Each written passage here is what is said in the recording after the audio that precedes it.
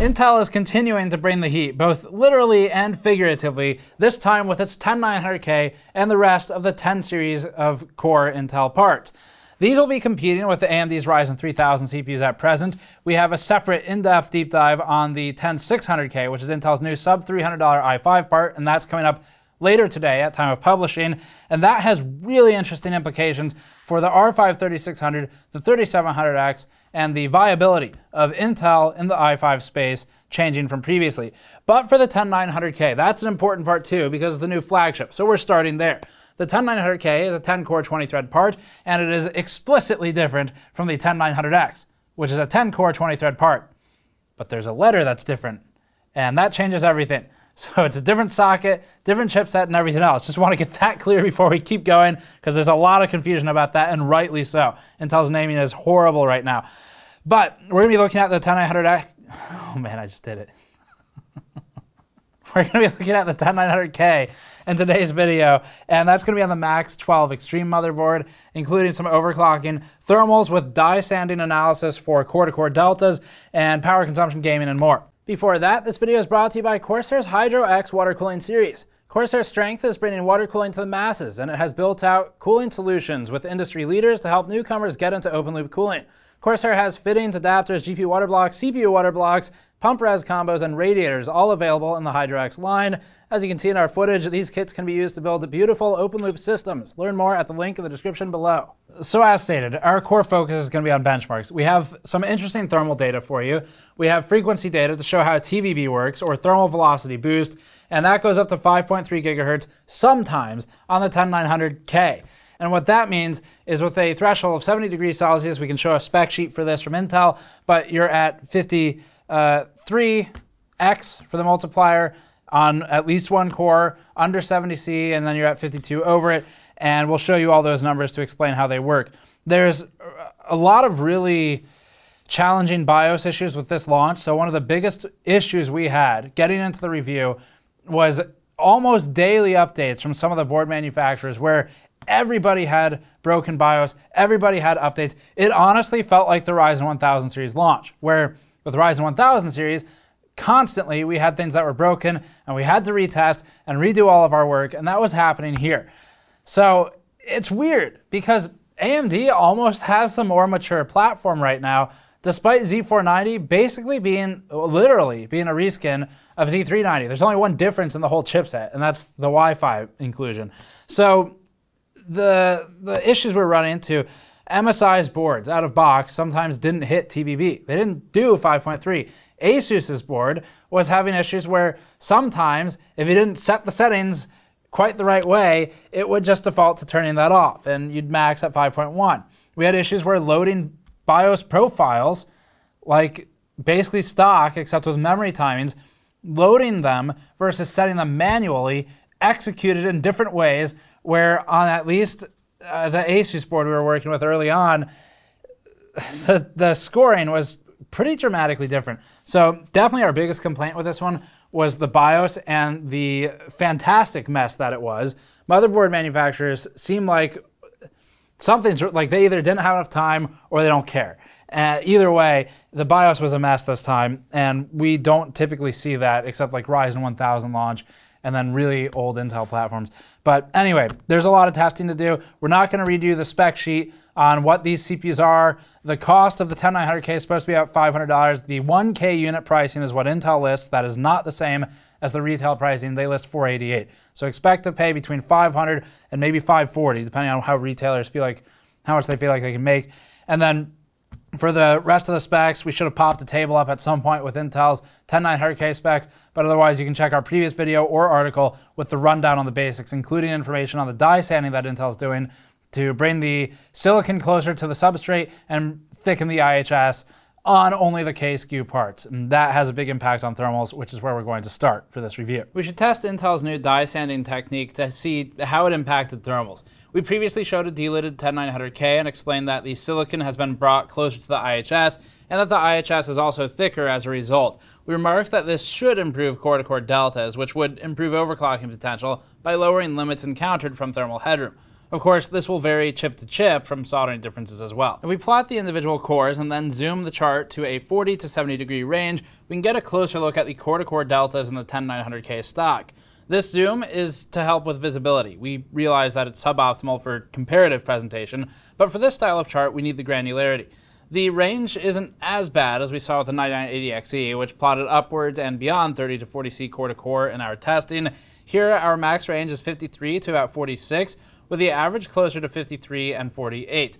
That's only a 5-degree core-to-core range, but for perspective, we need more charts. In this one, we're adding the 9900K stock, sustained at 94 watts after tau expiry, and the 10900K OC at about 316 watts from the EPS 12-volt cables. That's roughly our max overclock without using exotic cooling. The 10900K's maximum range is the data from the previous chart. The 9900K plots below that, unsurprisingly because it's a lower power load, and the 10900K with a 316 watt overclock has it at a maximum core-to-core delta of 9 degrees. That's insane. In our experience, we've run into chips ranging between 16 and 40C for core-to-core deltas, depending on the SKU and the CPU. And some of this 9C gap is probably thanks to Intel's improvements, although we could have also gotten lucky without a larger sample size. We don't know. But either way, 9 degrees core-to-core max at 316 watts is really good. We need to talk about what the CPU is supposed to do. AMD and Intel CPUs have gotten advanced to the point of it being confusing whether they're running at official spec lately. Official spec is also confusing since there really isn't one. There's official guidance for motherboard manufacturers, but as far as a spec, our definition is that we run Intel within PL1, PL2, and tau, or turbo time expiry, as defined by Intel. We do similar for AMD, but the terminology changes. We obtained a tool through our contacts that helps verify if the CPU is actually running at full Intel stock settings, because you could otherwise end up testing in a scenario which blasts the power limit and ignores tau, at which point it's no longer a valid test, it's MCE. Here's what that command line tool spits out. This is with the i9-10900K under stock CPU settings. The only thing we've tuned is our RAM to fit the standardized CPU review timings and speeds. The target result is under each line, so we see PL1 is 125 watts, PL2 is 250 watts, or 1.25x times PL1, tau is 56 seconds, and we see that only Core 8 and Core 9 should hit 5.3 gigahertz under full boost allowance. We need to make sure this CPU is working, again, as expected prior to continuing, so we'll begin with Cinebench R20 mapped against each core to evaluate its peak clock under a single threaded workload. We'll show a simplified version of this nigh illegible chart in a second. These charts will all be zoomed in drastically to help make the peaks in the data more visible, although it's still a lot of lines on the chart. In this one, you can see that the base clock is running at 4.9 gigahertz for the 10900K and our Maximus 12 board. Boost is often hitting about 5100 megahertz with a few spikes to 5300 megahertz under TVB parameters. The average sustained clock is 5.1 gigahertz boost, while the TVB 5.3 gigahertz frequency is executing occasionally. We'd expect a more prominent 5.3 gigahertz average versus this, particularly since we're below 70 degrees Celsius and within the power budget and tau of 56 seconds at the beginning, but there's a bit of a caveat in that this is an AVX workload. R20 is. Only Core 8 and Core 9 hit 5.3 gigahertz, which is actually what the Intel defaults dictate under the previous screenshot for at least this specific CPU. We're not sure if any of the other CPUs may reassign the two TVB cores based upon silicon quality, so maybe you'll see Core 1 and 2 instead, but either way, this is how it's supposed to work on ours. Note that again, R20 uses AVX and R15 does not. So this is limiting the reach that TVB would output. Here's a simplified chart. This one shows only the maximum frequency of any given core during the workload. As shown, we're closer to 5.1 gigahertz average with AVX Cinebench R21T, with spikes occasionally to 5.3 gigahertz. Our next chart is for Blender, an all-core workload. We're showing the average all-core frequency because this is a tile-based renderer that loads each thread with one tile. So we're in a 100% CPU load scenario. The result is an average all-core frequency of about 4156 to 4170 megahertz. For reference, we'll plot the 9900K as well. The 9900K held an average of about 3973 to 4000 megahertz all-core, so this is an all-core frequency bump of about 150 to 170 megahertz on an additional 2 cores and 4 threads, which is a significant improvement when considering Intel left its pricing alone for the 10900K. At least it should be about the same, but we'll see how retail lines up. Our gaming tests will start with Total War 3 Kingdoms and its campaign benchmark at 1080p. The 10900K stock CPU plots at 147 FPS average for this one, ranking it between the 9900K at 5.1 GHz and 9700K at the same frequency. The frame times aren't meaningfully changed and are mostly within run-to-run variance. Overclocking to 5.2 GHz shows that this game still has a little bit more room to scale with frequency, so we're not as limited by realistic GPU bottlenecks as we will be elsewhere. The 10900K at 5.2 GHz improves the scoring by 3.7%, with 5.3 GHz within range. AMD mostly occupies the lower half of the chart, with the 3900X being the closest competitor to price and ranking at 121 FPS average stock, or 123 overclocked. AMD is hitting a wall sooner than Intel here, partly thanks to latency involved across CCX and partly because of GPU overhead. Last year's 10900X, meanwhile, remains trash, as it always was. Our next one is Hitman 2. This is one of the few games where we could establish enough headroom to easily show a difference without bouncing off the GPU. In this instance, the 10900K at stock settings is the new chart topper, at 141 FPS average, albeit with occasional drops to the lows. The 9900K stock CPU runs 130 FPS average, allowing the stock 10900K an improvement of 8.4%. The 5.2 GHz overclock improves by 3%, with the 5.3 GHz semi-stable all-core OC pushing another couple FPS.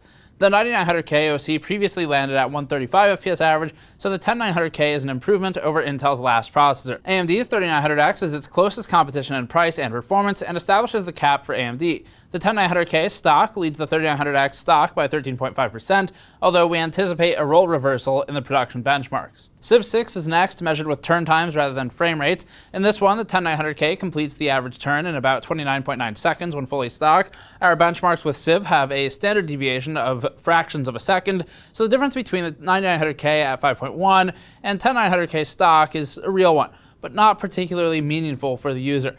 Versus the 9900K stock result of 30.6 seconds, we now see a time reduction of 2.3%. The 10900K OC improves from stock further with a time reduction of 5%.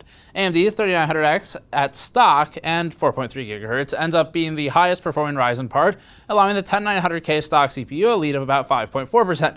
There's really not much difference between all of these chart toppers. F1 2019 is up now. This is another one that doesn't really hit hard bottlenecks, but it runs ridiculous frame rates where it starts to become questionable how useful the data is outside of establishing empirical deltas. Either way, the 10900K stock does scale. It runs 276 FPS average, whereas the 9900K and 9700K were functionally equivalent at 268 to 269 FPS average.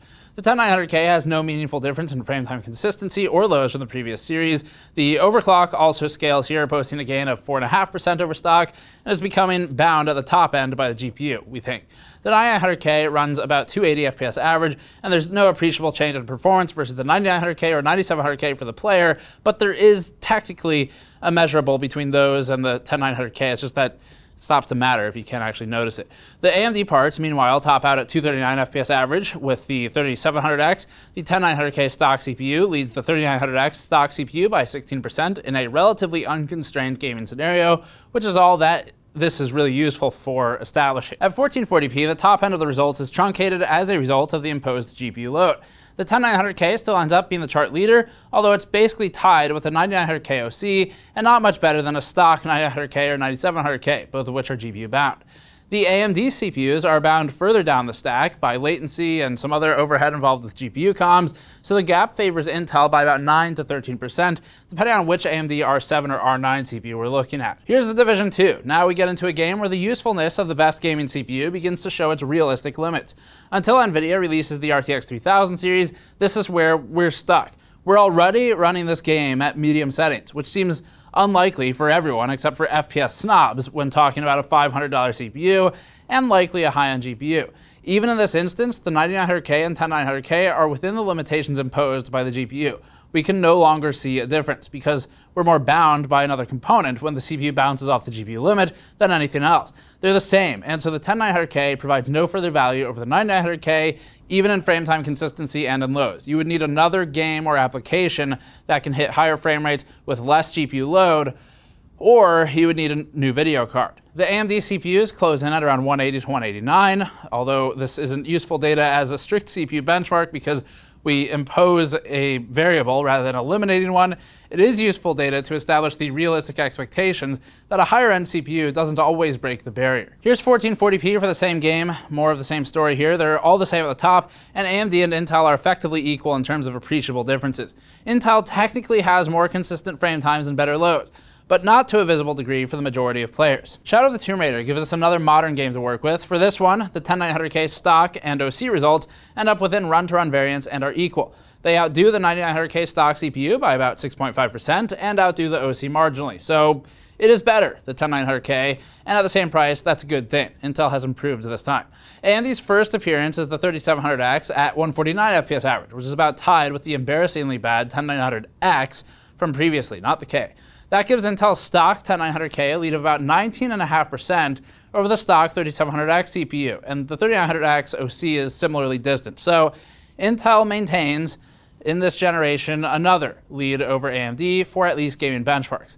We'll stop there for the gaming tests. We've established a pattern, mostly that the 10900K is the new chart topper, and that's really not surprising.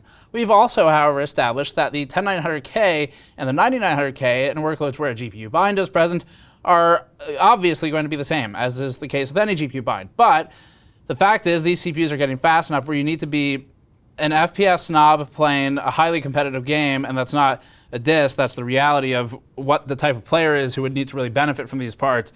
And only then can the differences emerge, or when the 3000 series comes out, and there is something to be said for planning for the future. But there's no need to go through the rest of the games, so let's get into production and power workloads since the games have established a pattern. Production benchmarks are next. The 10900K will be more directly competing with the 3900X and 3950X here, although the 3900X is the most price-to-price competition. We're starting with Blender, which is a tile-based renderer that scales with each thread present. Each thread gets its own tile in the cycles renderer, and so we see not linear, but pretty direct scaling. The 10900K stock CPU finishes our GN Monkey Head render, which is a custom-made stress test for the CPU, in about 11.8 minutes. That puts it as improved, about 9% reduced time over the 10900X, which has an asterisk because we want to rerun it for accuracy. Our error for that one is about 0.5. But a 9% reduction for a 10-core CPU in the same kind of generation is pretty good. The 10900X, which we called DOA at launch, now looks even more DOA outside of the cheap PCIe lanes. The 3900X stock CPU outmatches the 10900K stock CPU at 9.6 minutes, a time reduction of 19% stock to stock. OC to OC, the delta reduces to 9%, benefiting still AMD, but Intel gets closer. Not close enough, though. It's getting beaten in value for this application. Regarding the 9900K, though, the stock-to-stock advantage is about 4 minutes, or a 23% reduction. The GN logo render is next. For this one, we have additional data present from the Threadripper CPUs. The 3990X is obviously a chart topper from its 64 threads, with each getting a tile that it can render. That's out of the price classification, obviously, of the 10900K, so it's not a comparison, but it gives perspective. The 10900K stock CPU runs at 15.4 minutes and reduces time required by 18% with a 5.2 GHz all-core OC, down to 12.6 minutes. The 10900X runs closer to the 10900K in this variant of our test, but the more expensive 10900X still loses. The 3900X stock CPU at 11.4 minutes outdoes the stock 10900K with a reduction of 26%. You'd be better off with the cheaper 3900X if you find yourself doing a lot of tile-based rendering on CPUs. Although CUDA is supported, Blender now has improved support for simultaneous loading of the CPU and GPU on the same frame, so you could actually get a benefit from using both of them and not just CUDA anymore. You could also render in opposing directions with 2 instances for an animation, so there's still usefulness for a CPU having higher render speed. The 10900K stock to stock is about 21% quicker than the 9900K stock, so it's meaningfully more versatile than Intel's previous high-end. If you wanted a gaming box, that's also a competent renderer. If you want a rendering box first, go with the 3900X. Adobe Premiere and Adobe Media Encoder are next, using 2 real projects that GN rendered for our YouTube channel. The first is a 1080p 60 render from an ENG shoot at a convention. So if you do work similar to what we do, these would be useful data points to see how long it'd take to render stuff. The 10900K stock CPU completes the render in 3.4 minutes, with an overclock affecting little change at 3.3 minutes. The 10900K stock is close to the 9900K OC result and better than the 9900K stock 3.9 minute result by 12.8% time reduced. The 10900X ends up at 3.8 minutes and is beaten by the 10900K without issue, even with its memory bandwidth advantage in the former. The 3900X ends up about tied with the 10900K, winning in price but not performance. And the 3950X leads both with a reduction of about 12%. At 4K, the chart gets more exaggerated.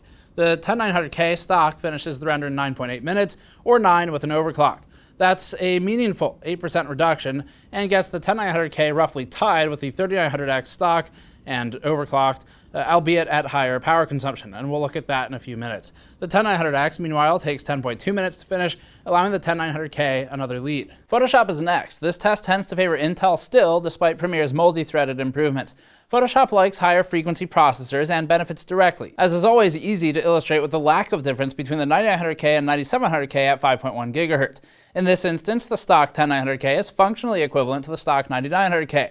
Their scores are within run-to-run variance and error. The overclock gets us a bit higher, but not near the 9900K OC.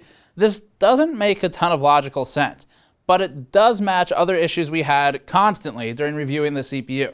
It's all over the place, sometimes in unpredictable ways, and we retested the 10900K at least 2 to 3 additional times for every single benchmark. We do a minimum of 4 iterations for some of these tests, so that's a lot of retesting. We suspect that, at least here, BIOS is problematic or immature in these early stages, and we suspect that performance may improve with time. Certainly out of box, the 10900K wasn't as stable or as consistent as the 9900K's nearly identical run-to-run performance. So for now, it's behind in Photoshop, and additional retesting produced about the same results. 7-zip compression and decompression are next. This is measured in MIPS, or millions of instructions per second. The 10900K under stock settings runs 82,000 MIPS, with overclocking granting a direct 6.3% improvement to 87,000 MIPS. The 10900X runs a bit behind at 80K MIPS, and the 10900K stock improves over the 9900K stock by 21.9%. As for the 3900X stock CPU, there's a 24% performance advantage versus the 10900K stock CPU, and the 3900X OC doesn't really move the bar. But OC to OC, the 3900X still leads the 5.2 GHz 10900K by 17%. Decompression is next. The threader per CPUs are still blowing out the scale, and the 3990X remains limited by bandwidth, we think. As for the relevant CPUs today, the 10900K stock result runs 103K MIPS, so the overclock jumps by 15%. That's a noteworthy improvement for an OC on a process this refined.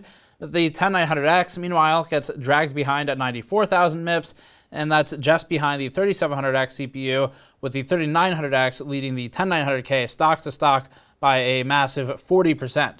AMD is far ahead at the same price here, so if you're doing a lot of decompression and compression work and not as much high FPS gaming, it's probably best to go AMD for this kind of workload. Chromium code compile with Clang CL and Ninja is next. This is measured in minutes to complete the full code compile, so like rendering benchmarks, lower is better. For this one, tested on Windows, the 10900K stock CPU completes the compile in 82 minutes, a bit faster than the 5.1 GHz 9900K result, and 22% faster than the stock 9900K at 105 minutes. Overclocking the 10900K reduces time required by 9.5%, although the stock 3900X still leads both sets of results at 65 minutes required. That's 21% less time to compile than the 10900K stock CPU, with a multiplier-only overclock on the 3900X providing no value. The 3900X overall, though, has a strong lead. Handbrake is next, where we're doing a video transcode to H.265. This is measured in minutes. Again, there are some issues with Handbrake and multi-threading on high core count CPUs that we may revisit later. Some optimizations can be done in our benchmark for this one, but it's relatively unmodified for the transcode test now. Options in the future might include spawning multiple instances for threader per CPUs, for example. For now, the 10900K stock CPU completes the transcode in 13 minutes, improved over the stock 9900K by 17% time reduced. The 10900X is comparable to the 10900K this time, with the 10900K OC pushing up to 11.5 minutes, a reduction of 12% versus stock. As for the 3900X, that one finishes in 12.8 minutes, marking it as functionally equivalent to a 10900K. The overclocks give the 10900K an advantage of 7% time reduced. V-Ray will be kept brief. This is another rendering application and is comparable to Blender, but is now measured in K samples, so higher is better. The 3990X blows out the scale, giving a sense of maximum performance. The 10900K stock CPU plots 17,000 K samples, functionally equivalent with the 10900X. there might be some benefit to the bandwidth here, so maybe that's why we're seeing in this application the 10900X does relatively better than elsewhere. The 10900K OC nearly matches the stock 3900X at 19K to 20K points, and stock for stock, the 3900X has an advantage of 17%. Power testing is up next. For this, we measure the EPS 12 volt cables rather than the wall, so our measurement is closer to the actual CPU power consumption. We don't account for VRM efficiency losses, but we use high-end boards in all of our tests, so these are relatively minor. Our Blender all-core workload for power is up first. For this, we run the test for 5 minutes to ensure tau has expired on any CPUs with boosting duration limits. This brings the power consumption lower as compared to a shorter workload, which is next. Neither is correct or incorrect. It's just that the power is higher within tau and lower outside of it. Intel justifies this by referencing the soak time of the IHS. The 10900K stock CPU pulls about 130 watts in Blender here, whereas the 9900K stock CPU pulled about 94 watts. This is roughly equal to Intel's TDP for each and can be thought of as a rough 1-to-1 actual power consumption if outside of tau. The 3950X pulls similar power to the 10900K, while the 3900X pulls about 150 watts. In this regard, Intel is running below AMD's power consumption and so has an efficiency advantage. Note that the 3950X draws less power than the 3900X, partially due to silicon quality and the reduced voltage required to sustain the clocks. Overclocking the 10900K pushes it to 317 watts with our 1.3 volt get that's needed to hold the 5.2 gigahertz all-core. That's a lot of heat. We were close to the limit of our X62 for this. A shorter power load is measured in the early stages of Cinebench R20 multi-threaded. It'd be the same at the beginning of the Blender run or similar AVX loads within tau. The 10900K pulls about 200 watts here, while the 3900X pulls about 150 watts during this window. If the load is under 56 seconds long, the 10900K will boost higher temporarily and will require more power than the 3900X. An extra 70 watts there is a big jump, so probably don't use MCE unless you have a good cooling solution. The 9900K stock pulled 155 watts in this short-term test. So concluding then, as stated, the 10600K is really the one that's interesting, and we just got finished filming that around the same time we were just getting finished filming this one. It's been a crazy few days. So the 10600K, keep an eye out for that coverage because there are a lot of implications that are interesting for Intel. It's actually coming back to market. It's trying to make a show of force. The 10 series feels like a bit of a stopgap solution up until Rocket Lake, which is reportedly supposed to stock it into the LGA 1200 Z490 boards that have just come out with this launch. In fact, ASRock's marketing materials directly state that. So, even though it's a bit of a stopgap, Intel is a bit back in the game in some ways, but the 10900K is mostly a direct follow-up to the 9900K, and it's about the same price, which is good, but the performance is difficult to show scaling. We can make it show scaling. In F1, for example, in Hitman 2, for example, the scaling exists. It is definitely the, quote, best gaming CPU right now. As for how valid that is, well, objectively, it's valid. Empirically, it's valid. But when it starts getting difficult to show the differences, there is definitely a real-world aspect that you need to consider as well, and it may be the case that a 10600K makes more sense if you're just gaming. If you're an absolute FPS snob and you don't care about anything except highest possible frame rate, at which point you will become CPU bound at some point, then the 10900K makes a lot of sense, but it's expensive for someone who's just gaming. It's fully competent as a production workload chip, but it is outperformed and outmatched by the 3900X in nearly every instance. So the 3900X is what we would recommend you purchase if you're doing things that are more production heavy. If you're doing things that are more like Blender and you don't have applications that directly benefit from that frequency, and even in the ones that do, the extra 2 cores, 4 threads on the 3900X, which is, by the way, about $100 cheaper, or, well, it was when we checked at the numbers at the time of writing, it's just a more compelling part for those kinds of workloads. For gaming, technically the 10900K is the leadership part. It drops in exactly where the 9900K was. Where we recommended the 9900K is where we recommended the 10900K, despite its naming being absolutely horrible. Maybe we should call it the 10900, just to really annoy people. But the rest of this stuff, it's a pricing challenge, so what we need to do is come back and look at this for the 10600K, and you can check our other video later in the day for that with additional depth on how all of it works. We've got some more overclocking we're going to be doing too, and we've already pushed one of these CPUs to 7 gigahertz. So you can check back for that video when it goes up shortly. The 10900K is objectively good, but it is competitively not in the best spot.